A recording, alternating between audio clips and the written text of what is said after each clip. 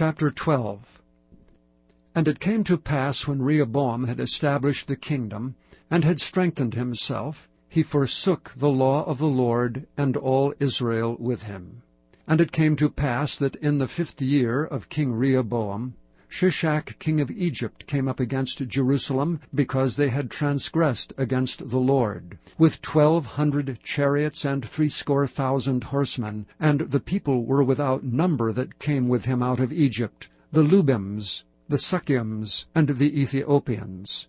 And he took the fenced cities which pertained to Judah, and came to Jerusalem. Then came Shemaiah the prophet to Rehoboam, and to the princes of Judah, that were gathered together to Jerusalem because of Shishak, and said unto them, Thus saith the Lord, Ye have forsaken me, and therefore have I also left you in the hand of Shishak. Whereupon the princes of Israel and the king humbled themselves, and they said, The Lord is righteous.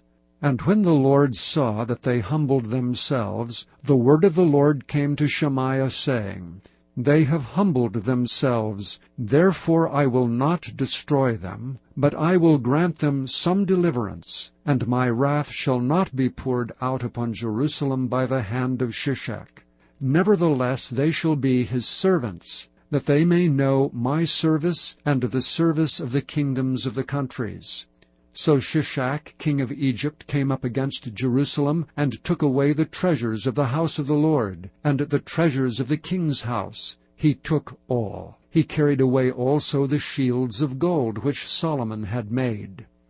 Instead of which King Rehoboam made shields of brass, and committed them to the hands of the chief of the guard, that kept the entrance of the king's house. And when the king entered into the house of the Lord, the guard came and fetched them, and brought them again into the guard chamber.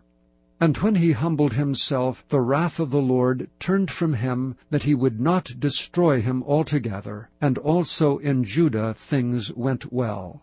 So King Rehoboam strengthened himself in Jerusalem, and reigned. For Rehoboam was 41 years old when he began to reign, and he reigned 17 years in Jerusalem, the city which the Lord had chosen out of all the tribes of Israel to put his name there.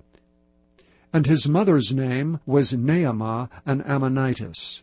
And he did evil, because he prepared not his heart to seek the Lord. Now the acts of Rehoboam, first and last, are they not written in the book of Shemaiah the prophet, and of Iddo the seer concerning genealogies? And there were wars between Rehoboam and Jeroboam continually. And Rehoboam slept with his fathers, and was buried in the city of David, and Abijah his son reigned in his stead.